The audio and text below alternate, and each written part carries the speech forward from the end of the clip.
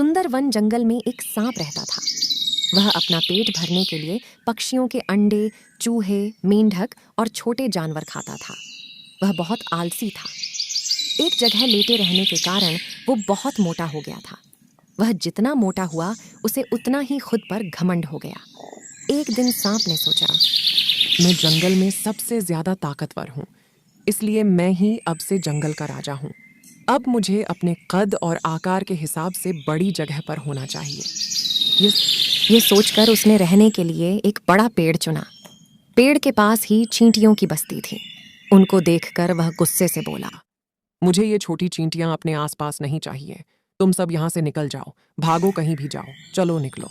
उसने चींटियों से कहा, मैं इस जंगल का राजा हूँ, मैं तुम्हें जल्द से जल्द जाने का आदेश देता हूँ। सांप को देखकर वहां रहने वाले अन्य जानवर डर गए, लेकिन उनके डर का उन छोटी चींटियों पर कोई असर नहीं पड़ा। ये सब देखकर सांप को गुस्सा आ गया। उसने अपना फन फैलाया और अपनी पूंछ से उन पर वार करने लगा। कई चींटियां इस कारण मर गईं। फिर ये देखकर गुस्से में आकर चींटियों ने भी सांप पर वार करना शुरू कर दिया।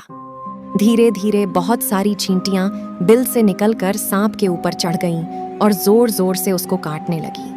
इतनी सारी चींटियों के एक साथ प्रहार करने से सांप लहूलुहान हो गया। सांप को ऐसा लग रहा था जैसे कोई उसको एक साथ कांटे चुभो रहा है। सांप ने बहुत कोशिश की, पर चींटियों से खुद को छुड़ा नहीं पाया और थक गया। चींटियों ने भी उसको तब तक नहीं छोड़ा जब तक वह उसका सारा मांस नहीं खा गई। इस तरह इतने बड़े सांप को चींटियों ने मिलकर मार दिया। सीख: इस कहानी से हमें ये सीख मिलती है कि कभी भी किसी को उसके आकार के कारण कम नहीं समझना चाहिए और एक साथ मिलकर किसी भी मुसीबत का सामना किया जा सकता है। Hello my dear friends and my lovely babies, कैसे हैं आप सब? आई होप आप सभी बहुत अच्छे होंगे। आज का हमारा विषय है दो बकरियां। आइए सुनते हैं दो बकरियों की कहानी। हमारी आज की कहानी की शुरुआत होती है एक छोटे से गांव से। यह छोटा सा गांव बहुत ही सुंदर है और ये एक नदी के किनारे बसा हुआ है। गांव में रहने वाले लोगों ने नदी पार करने के लिए उस पर एक पुल बनवाया, लेकिन वह पुल इतना संकरा था कि एक बार में केवल एक ही व्यक्ति उसे पार कर सकता था। एक दिन की बात है, एक बकरी उस नदी पर बने हुए पुल को पार कर रही थी। पुल पर चलते चलते उसने देखा कि एक दूसरी बकरी विपरीत दिशा से आ रही है। कुछ देर में दोनों बकरियां पुल के बीचों बीच पहुंच गईं। पुल को एक बार में केवल एक ही बकरी पार कर सकती थी, इसलिए दोनों बकरियां कुछ देर तक इंतज़ार करती रहीं कि सामने वाली बकरी पीछे हट जाएगी, लेकिन ऐसा नहीं हुआ। दोनों में से कोई भी अपनी जगह से नहीं हिली, बल्कि अकड़ कर खड़ी रही। तब एक बकरी दूसरी बकरी से बोली, तुम मुझे जाने का रास्ता दो, क्योंकि मैं तुमसे बड़ी हूँ। इस बात पर दूसरी बकरी हंसकर बोली, बड़ी आई बड़ी बनने वाली, होगी तो मुझसे बड़ी, लेकिन मैं तुमसे ज्यादा ताकतवर हूँ। मैं तुमसे जल्दी पुल पार कर लूंगी, इसलिए तुम मुझे रास्ता दो। फिर पहली वाली बकरी बोली, मैं तुमसे बड़ी भी हूँ और ताकतवर भी, इसलिए तुम हट जाओ। कुछ देर तक दोनों में इस बात पर बहस होती रही कि दोनों में से कौन ताकतवर है। फिर बहस लड़ाई में बदल गई और दोनों एक दूसरे पर प्रहार करने लगी। धीरे धीरे उनकी लड़ाई बहुत अधिक बढ़ गई। परिणाम ये हुआ कि लड़ते लड़ते उनका संतुलन बिगड़ गया और वह दोनों पुल से नीचे नदी में गिर गईं। नीचे नदी की तेज धारा उनको बहाकर ले गई और अंततः दोनों बकरियां अपने झगड़े और बेवकूफ़ी की वजह से मर गईं। कुछ समय बाद दो और बकरियां विपरीत दिशा से पुल पर चलते हुए आईं और बहस करने लगीं कि कौन पीछे हटेगी और कौन रास्ता देगी। परंतु इस बार एक बकरी ने समझदारी से काम लिया और कुछ देर सोचकर दूसरी बकरी से बोली, बहन, ये पुल बहुत संकरा है, इसे हम में से कोई एक ही एक बार में पार कर सकता है। यदि हमने लड़ने की मूर्खता की तो हम नदी में गिरकर अपनी जान गंवा देंगी। दूसरी बकरी बोली, तुम ठीक कह रही हो बहन।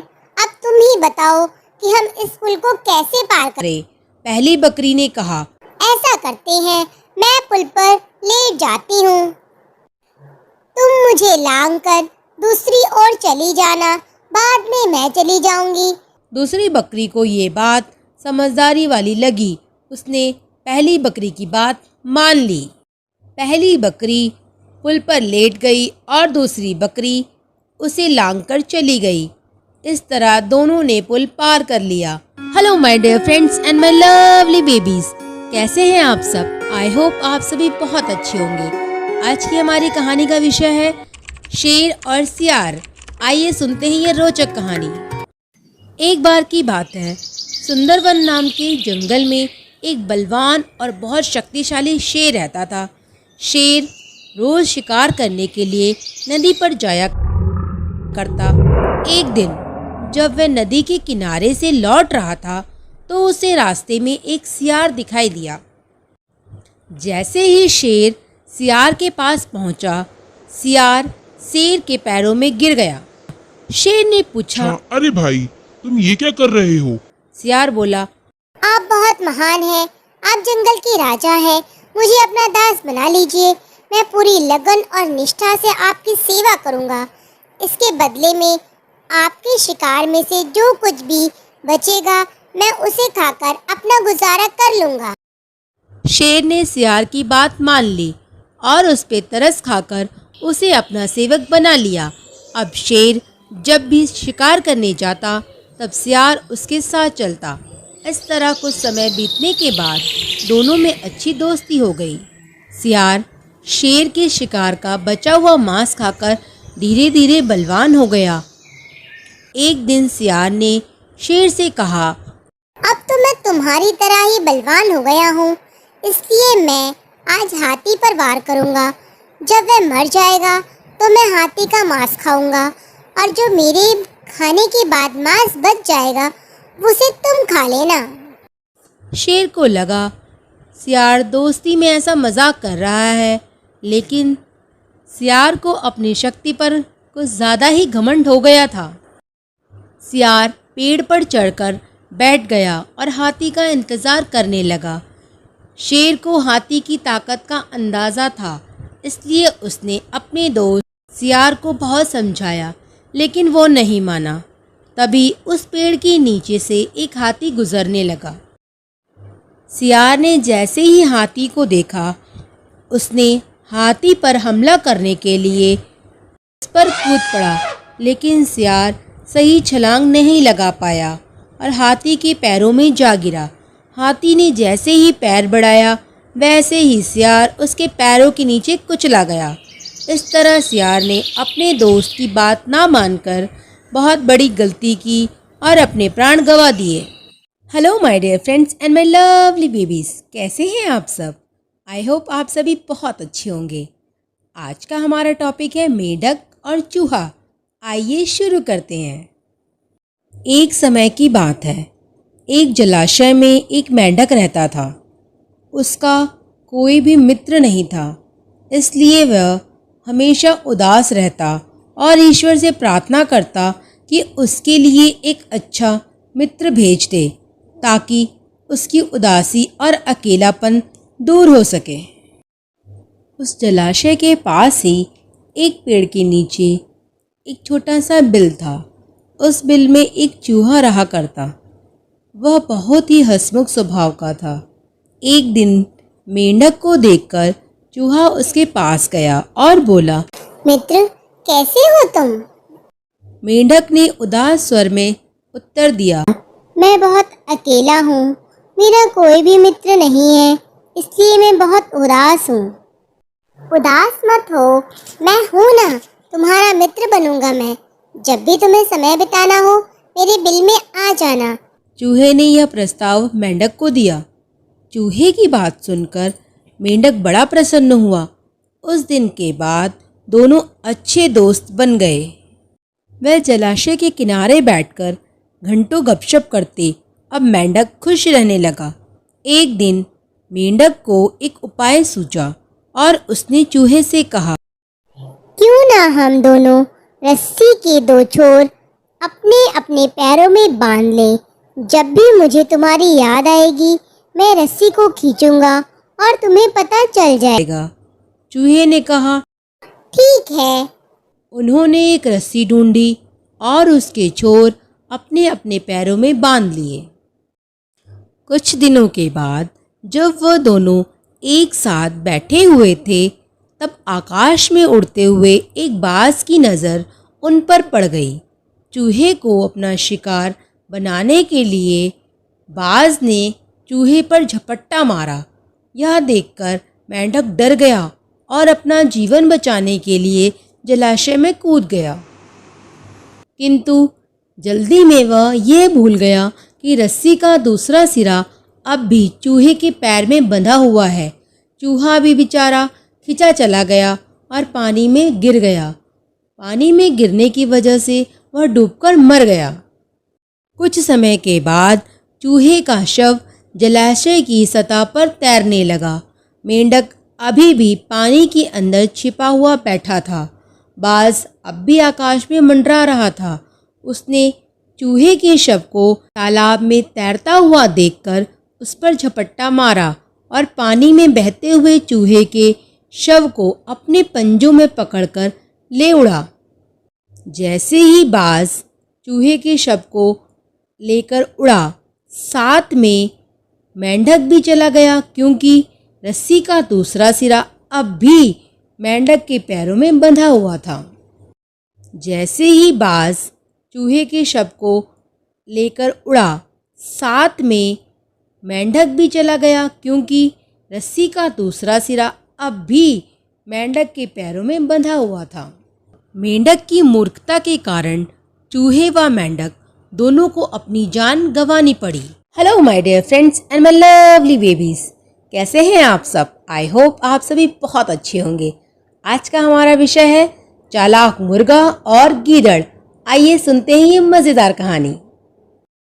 एक बार की बात है, एक गांव में एक मुर्गा रहता था।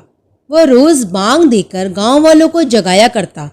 एक दिन एक गीदड़ कहीं से घूमता हुआ गांव में आ गया।